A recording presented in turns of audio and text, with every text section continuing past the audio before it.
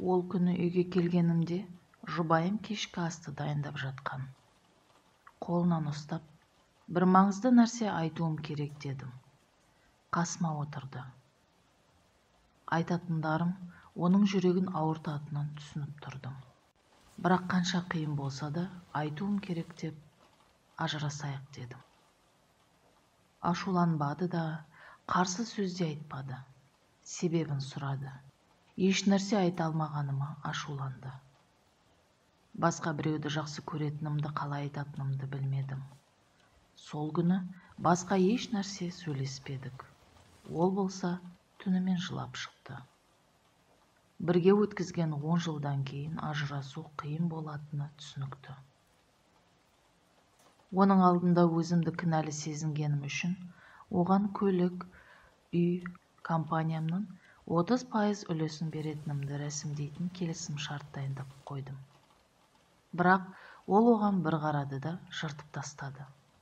Бір-бірімізге бейтаныс болдық. Оның маған жұмсаған уақыт пен күш-жігеріне жаным ашыды. Бірақ жүрекке әмір жүрмейді. Қазір басқа кісіні жақсы көремін. Бір басқа күні кешкісін үйге кеш келдім. Әйелім үстел басында бір нәрселер жазып отыр екен. Еш нәрсе айтпай, бөлмеме барып ұйықтадым. Ертеңіне маған өз шарттарын ұсынды. Менен ешқандай материалдық зат қаламайтынын, тек ажырасатынымызды бір айға дейін ешкімге айтпай жасырын ұстауын сұрады. Осы уақыт ішінде жақсы отбасы ұқсап өмір сүруімізді сұрады. Бұған себеп жалғыз ұлымыздың бір айдан кейін университетке түсетіндіктен қабылдау емтихандары кезінде отбасы ішінде мәселелер оған кедергі болмасын деген ниет екен. Келістім. Екінші шарты да бартын.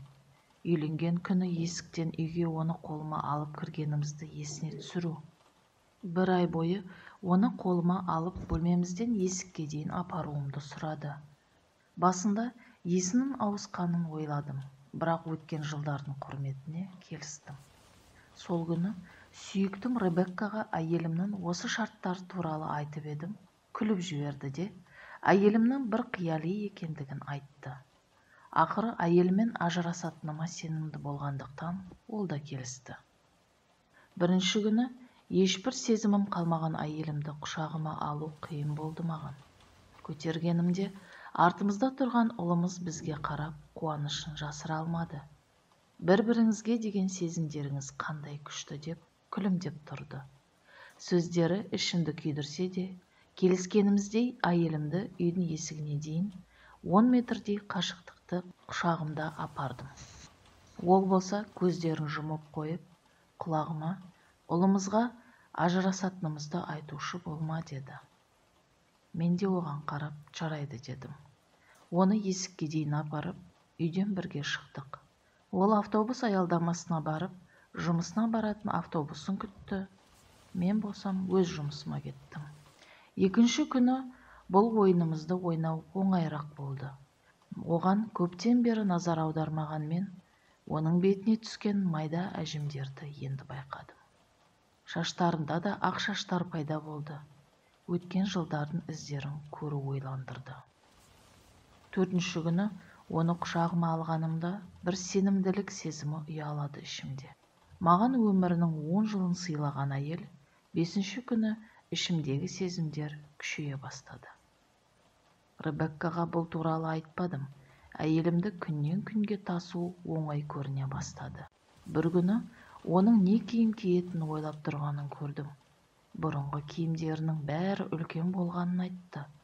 Расында да соңғы күндері қатты арықтап кеткенін сонда байқадым. Ажырасатынымызды ойлап, соның уайыммен арықтағанын түсіндім. Еріксіз басынан сипадым. Осы кезде келіп қалған ұлымыз, әке, анамды құшағында тасуың керек, деді. Әкесінің, анасының бөлмелерінен есікке дейін тасуы өміріміздің бір дәстүрі болды. Әйелім ұлымды қасына шақырып құшақтады. Ол күні оны құшағыма алып тасығанымда, тура үйленген жылдардағымыздай сезімдер кештім. Сезімдерім еріксіз өзгере бастады.